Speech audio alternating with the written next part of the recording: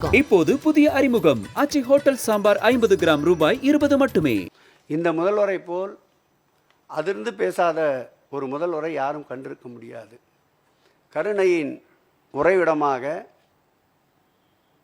மனிதநேயத்தின் மாண்பாளராக இருப்பவர் எங்களுடைய முதலமைச்சர் அவர்கள்.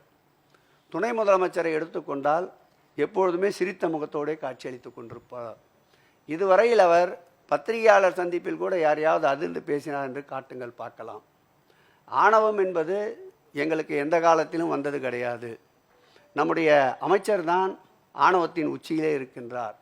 வார்த்தை பிரயோகம் என்பது ஒரு முறை கூட அவர் உண்மை சட்டத்திட்டங்களுக்கு உட்பட்டு அன்பார்லிமெண்ட் வேர்டு எதுவோ அதைத்தான் பயன்படுத்தக்கூடியவர் நீங்கள் சொன்ன அந்த முன்னாள் அமைச்சர் அவர்கள். திமுகவை பொறுத்தளவில் இது வளர்ந்து வருகின்ற இயக்கம்.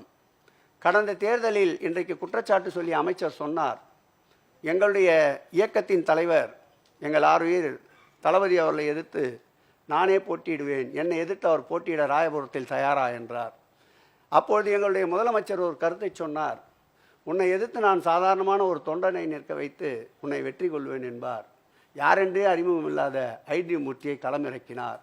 அவரிடமே தோற்று ஓடியவர் தான் நீங்கள் சொல்லுகின்ற அந்த நபர். ஆகவே அவர் கூற்றுக்கெல்லாம் பெரிய விளம்பரம் நமக்கு தேவையில்லை. 2026 சட்டமன்ற தேர்தல் வருகிறது. முடிந்தால் அவர் அதே ராயபுரத்தில் வெற்றி பெற்று சட்டமன்றத்திற்கு வரட்டும்.